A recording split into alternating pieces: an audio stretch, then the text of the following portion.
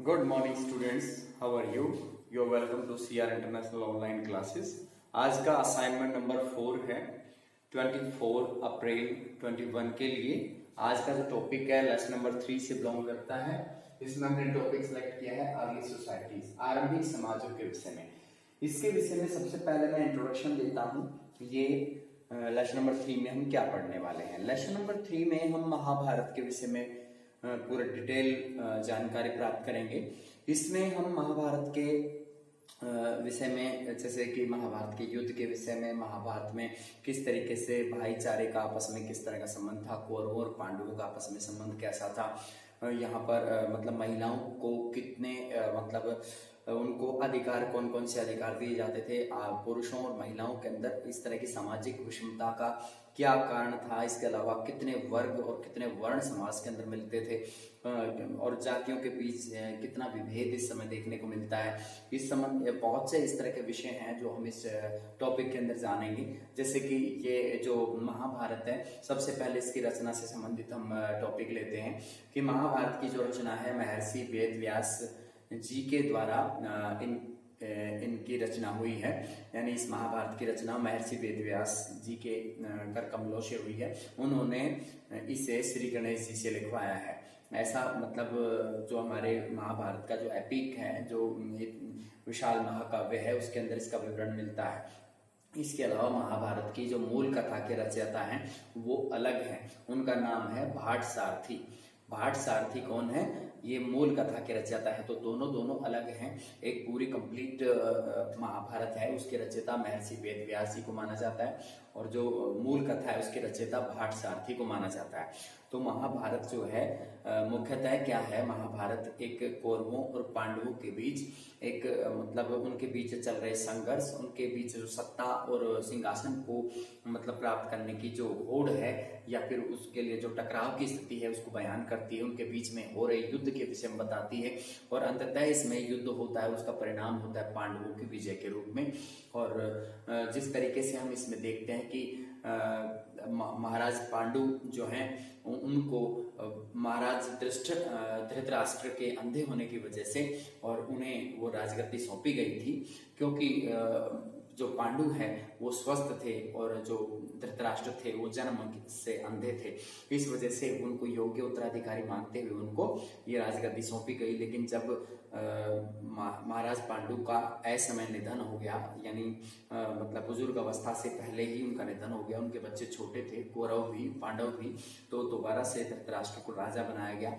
और अब वो राजगद्दी उनके बेटों को मिलनी थी, यानी कौरवों को मिलनी थी, क्योंकि जो राजा होता है, राजा का बेटा ही राजा बनने की परंपरा उस समय चल रही थी, जिसको हम पितृवंशिक परंपरा कहते हैं। समाज के अंदर भी पितृवंशिकता के परिणाम को हम देख पाते थे, क्योंकि परिवार के अंदर सबसे बड़ा बुजुर्ग जो है वो अपने पूरे परिवार को नियंत्रण में रखता था। परिवार के अंदर सभी महिलाएं, बच्चे सब उसके अंडर कंट्रोल रहते थे। इसमें हम ये बात देखते हैं कि जो महाभारत की जो ये मतलब जो विवरण है, इसके अंदर आगे किस तरीके से इनका जो परिवेश है वो किस तरह से चेंज होता है। देखिएगा, इसमें किन्सिप और कास्ट के विषय में सबसे पहले किन्सिप और कास्ट क्या है? ये एक मतलब जो पारिवारिक संबंध है, बंधुत्व जो हमारा बांधव जिन्हें हम कहते हैं, कि परिवार होता है हमारा, कुल होता है हमारा, वंश जो होता है उसे कुल कहते हैं। और जो हमारा परिवार है वो मतलब विभिन्न परिवारों से जुड़ करके कुल बनता है। और जो कुल एक कुल का दूसरे कुल से जो संबंध होता है, या एक तरह से हम ये कहें कि जो हमारे सगे संबंधी होते हैं, जो हमारे रिलेटिव्स होते हैं, वो हमें वो क्या कहलाते हैं? बंधुत्व कहलाते हैं, और यानी बांधव कहलाते हैं, बांधव। और ये जो बांधव लोग होते हैं, इनसे मिलकर के इनको हम सामूहिक रूप से क्या नाम दे सकते हैं? ये हमारे जाति समूह कहला सकते हैं। इनको हम निर्जातीय समूह भी कह सकते हैं या जाति समूह भी कह सकते हैं। तो परिवार के लोगों के बीच में और जाति समूह के बीच थोड़ा सा अंतर होता है कि जो जाति समूह है वो रक्त संबंधी नहीं माना जाता है, लेकिन जो परिवार के लोग हैं वो रक्त संबंध के अकॉर्डिंग आपस में इंटरलिंक्ड होते हैं। जैसे चचेरे और ममेरे भाइयों को इस समय की परंपरा के अनुसार उन्हें रक्त संबंधी माना जाता है, जबकि बाहर के जाति समूह को या फिर जो रिलेटिव्स होते हैं उनको इसमें काउंट नहीं करते हैं। इसमें historians often use textual traditions to understand these processes. जो इस समय के इतिहासकार हैं उन्होंने साहित्य परंपरा का अध्ययन करने के लिए मतलब नए नए प्रक्रियाओं को उन्होंने इस्तेमाल करना शुरू किया। तो उन्होंने क्या किया, साहित्य परंपराओं का अध्ययन किया है, बहुत से साहित्य को पढ़ा उन्होंने इस संबंध में जानकारी जुटाने के लिए हमारे इतिहासकारों ने कि इस समय पर क्या घटना घटी होगी और उसके क्या परिणाम रहे होंगे। इस दौरान इतिहासकारों के द्वारा साहित्य परंपराओं का विशेष रूप से अध्ययन किया गया है। इसमें आगे बताया गया टेराकोटा स्कल्पचर वेस्ट बंगाल 17वीं सेंचुरी 17वीं सदी में एक वेस्ट बंगाल से मृण्मयी मूर्ति कला का अवशेष वहां से प्राप्त हुआ है, जिसके बना हुआ है यानी युद्ध करते हुए एक धनुर्धारी को दिखाया गया है, जिसमें वह तर्कस से तीर निकाल करके और सामने वाले को मतलब तीर मारने की चेष्टा कर रहा है। इस तरह का विवरण जो है मृण्मयी मूर्ति कला यानी मिट्टी से बनी हुई टेराकोटा मिट्टी से जो मूर्ति बनी हुई है उसे कहा गया। इसको मृण्मयी मूर्ति कला हिंदी में कहते हैं, इंग्लिश में उसको टेराकोटा स्कल्पचर कहा जाता है। ये वेस्ट बंगाल से मिली है। ये महाभारत को एक कोलोसल एपिक क्यों कहा जाता है? महाभारत को एक कोलोसल एपिक इसलिए कहते हैं क्योंकि विशाल महाकाव्य है। अगर हम इसके पुराने समय की बात करें, जब इसके बारे में पूरी जानकारी लोगों को नहीं थी, तो उसमें मात्र इसमें 10,000 श्लोक होते थे। लेकिन जब इसके बारे में जानकारी जुटानी शुरू की गई, खास तौर पे तब जब समालोचनात्मक संस्करण इसका प्रस्तुत किया गया, तो इसमें इसको बताते हैं कि जो महाभारत को लिखने में 1000 वर्ष लगे और इसमें सिर्फ किसी एक व्यक्ति का हाथ नहीं है, बहुत से लोगों ने विभिन्न समय काल की अवधियों के दौरान इसको लिखा है। और केवल इसको संस्कृत में ही नहीं लिखा गया है, लेकिन दूसरी भाषाओं में भी लिखा गया है। लेकिन जो समालोचनात्मक संस्करण करने वाले जो इतिहासकार रहे हैं, उन्होंने केवल संस्कृत साहित्य को ही कलेक्ट किया है और उसको संपादन किया है। तो उसको जोड़ करके उन्होंने इसमें 13,000 पृष्ठ तैयार हुए हैं, जिसमें से 13,000 पृष्ठों में से 6,500 पृष्ठ से ज्यादा यानी 6,500 पेजेस से ज्यादा ऐसा मैटर है जो ये बताता है कि जो भी मैटर उसमें है उसका रेफरेंस देता है कि कहाँ से वो जानकारी ली गई है। और इसमें बाकी का 6,500 है वो साहित्य की उन श्लोकों के विषय में जानकारी देता है, यानी जो श्लोक उसमें दिए गए हैं। तो इसमें संस्कृत का खास तौर पे हमें ध्यान रखना कि संस्कृत में ये महाकाव्य लिखा गया है। ये पूरा एक महाकाव्य है, इसमें पोएट्री के रूप में इसको लिखा हुआ है।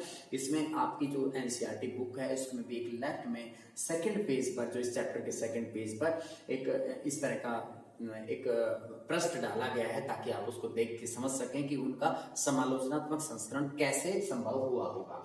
इसमें जो आगे देखेगा, इसको हम विशाल महाकाव्य क्यों कहते हैं, क्योंकि इसको तैयार करने में, जो महाकाव्य है उसको तैयार करने में, उसका संकलन करने में, समालोचनात्मक संस्करण करने में, जो इसको लिखने में लगा है 1000 साल। और इसका मतलब माना जाता है कि लगभग 500 ईसा पूर्व मतलब ये लिखा गया।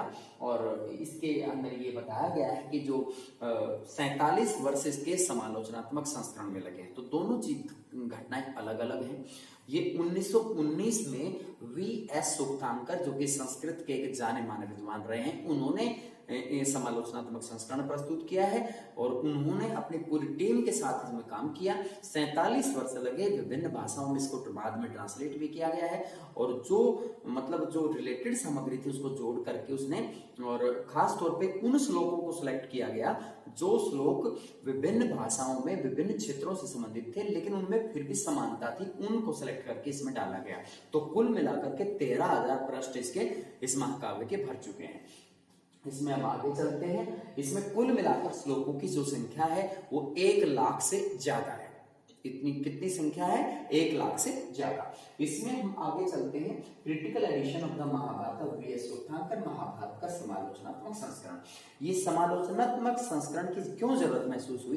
क्योंकि महाभारत के बारे में वैसे तो जानकारी सभी को मौखिक रूप से भी थी, साहित्यिक रूप से भी, लेकिन इतनी ज्यादा मतलब रिलेटेड नॉलेज नहीं थी लोगों को, इतना डीप नॉलेज नहीं थी। तो उनकी मतलब गहराई तक जानकारी जुटाने के लिए इसका समालोचनात्मक संस्करण प्रस्तुत किया गया है। इसमें जो भी सामग्री मिली उस सामग्री को कलेक्ट करके एक जगह पर डाला गया और इस कार्य को पूरा करने में 47 साल लगे हैं। इसमें आगे क्या बताया गया है? Terms of family and king. इसमें परिवार और बंधुता के लिए प्रयुक्त शब्द का इस्तेमाल किया गया है कि जो परिवार के लिए जैसे फैमिली का शब्द का इस्तेमाल किया गया, किंग जो है वो बंधुता के लिए इस्तेमाल किया गया। जो बंधुत्व जो लोग हैं यानी हमारे जो रिलेटिव्स लोग होते हैं उनके लिए किन का इस्तेमाल किया गया है। Kinship and marriage, Many rules and varied practices, बंधुत्ता और विवाह। यहाँ पे उन परंपराओं का उल्लेख किया गया कि जो किनशिप है यानी जो बंधुत्ता है उसका क्या नियम होता है, यानी भाईचारे के बीच में आपस में संबंध कैसे होते थे, उनकी प्रॉपर्टी का आपस में कैसे डिवीजन होता था, भाइयों के आपस में संबंध कैसे थे, बड़े भाई को छोटे भाई की अपेक्षा किस तरीके से उनको उनका महत्व ज्यादा माना जाता था। इसके अलावा यहाँ पर ये जैसे कि हम इसको हम युधिष्ठिर के उदाहरण के द्वारा समझ सकते हैं कि युधिष्ठिर जो है पांडवों में सबसे बड़े थे और बड़े होने के नाते उन्हें राजगद्दी सौंपी गई और फिर बाद में उनके हाथ से गलती हो गई थी और उन्होंने एक शतरंज के खेल के अंदर अपना सारा जुए में सब कुछ वो हार बैठे थे। तो उस समय अगर देखा जाए तो पुरुषों के हाथ में काफी हद तक पावर्स होती थी, जिसमें उन्होंने यानी द्रौपदी को भी दांव पर लगाया। एक ये बात भी पता चलता है कि उस समय बहुविवाह पद्धति के विषय में पता चलता है कि बहुविवाह पद्धति के अंदर ये पता चलता है कि एक से अधिक शादियां लोग कर सकते थे, तो द्रौपदी का विवाह इसका एग्जाम्पल बनता है। और यहाँ पर पितृवंशिकता और मातृवंशिकता के विषय में बताया गया है। तो ये क्या है, यहाँ पे हम देख सकते हैं the ideal of patriliny and ideal of matriliny. सबसे पहले पितृवंशिकता के विषय में जानिए। पितृवंशिकता है क्या?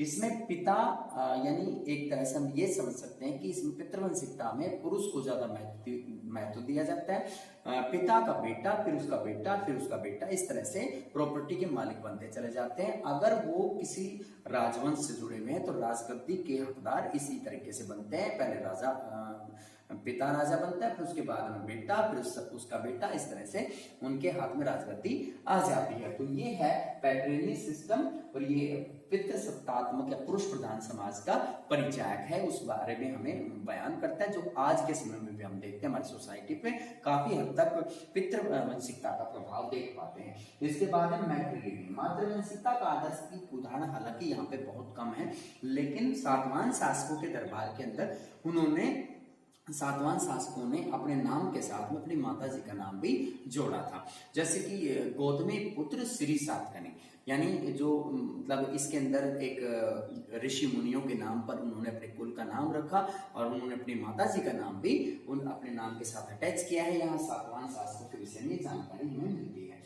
इसके अलावा इसके अंदर फाइंडिंग आउट अबाउट फैमिलीज, परिवारों के विषय में जानकारी, इसमें परिवारों के विषय में जानकारी मिलती है। उस समय परिवार बहुत ही बड़े होते थे, एकल परिवार ज्यादातर रहते थे और एकल परिवार में परिवार का सबसे बड़ा बुजुर्ग इंसान जो है उसकी परिवार में चलती थी। एक तरह से वो उनके नियम कानून कायदे सभी लोग मानते थे, जो उसका कोई भी उल्लंघन नहीं करता था।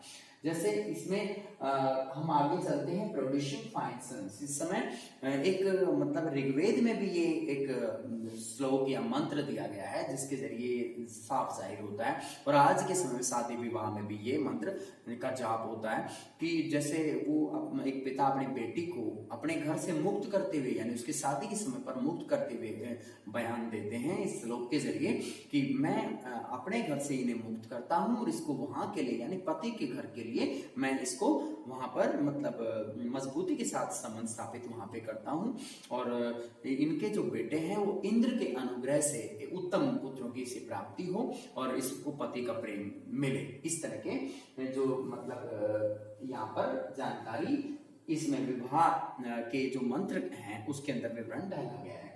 इसमें हम और जैसे बेसिक जानकारी की हमारे पास महाभारत के विषय में बहुत है।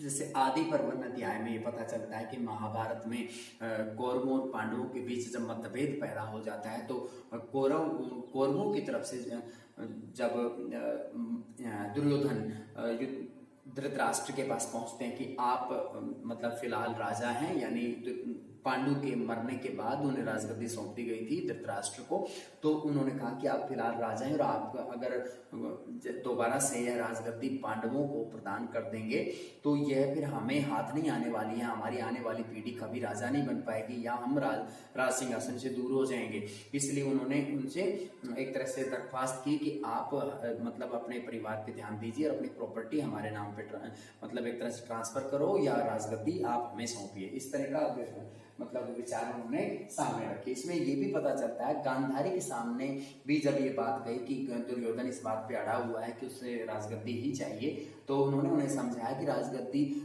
मतलब इसमें धन में लोभ लालच में ऐसा कुछ नहीं रखा है, और आपस में तुम भाई होकर के आपस में लड़ो मत। उन्होंने बहुत हद तक उन्हें समझाया। इसके बावजूद वो समझ नहीं पाया था, और फिर भी उनका युद्ध जो है हुआ, और उसमें दुर्योधन और बाकी कौरव भी सभी मारे गए।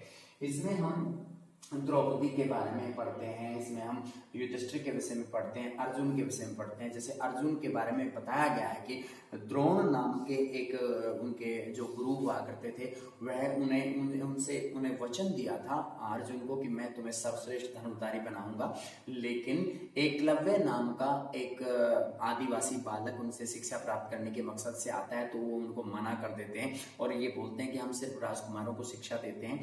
तो ये चीज जो है ये साफ बयान करती है कि जाति भेद उस समय भी होता था। एक चांडाल का विवरण भी इस पाठ के जरिए हमें पता चलता है कि चांडालों को समानता का दर्जा नहीं था। चांडाल लोगों को गांव में रहने की कोई छूट नहीं होती थी, उनको गांव से बाहर रहना पड़ता था।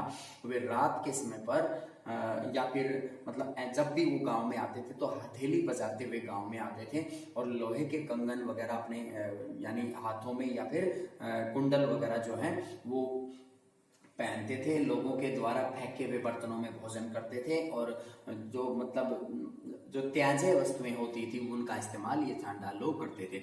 यहाँ पे 4 वर्णों का उल्लेख इस खासतौर पे इस पाठ से हमें ये पता चलता है कि इसमें 4 वर्णों का खासतौर पे उस समय विवरण डाला गया है। एक जैसे उनमें ये बताया गया कि जो मनुष्य है ये एक तरह से भगवान का बनाया हुआ है, और इसमें जो शीर्ष है यानी उसका जो मुख है वो ब्राह्मण को इंडिकेट करता है या ब्राह्मण के प्रति समर्पित है या ब्राह्मण उसको प्रतिनिधित्व करता है।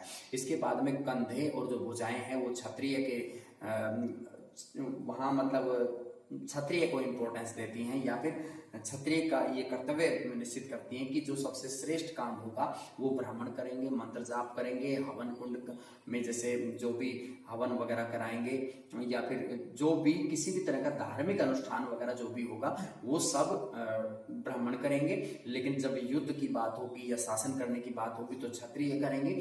वैसे लोगों का काम होगा व्यापार से संबंधित विभिन्न प्रकार की गतिविधियों का इस्तेमाल करना, और जो शूद्र होंगे वो लोगों इन तीनों जो वर्ण हैं इनकी सेवा में काम करेंगे।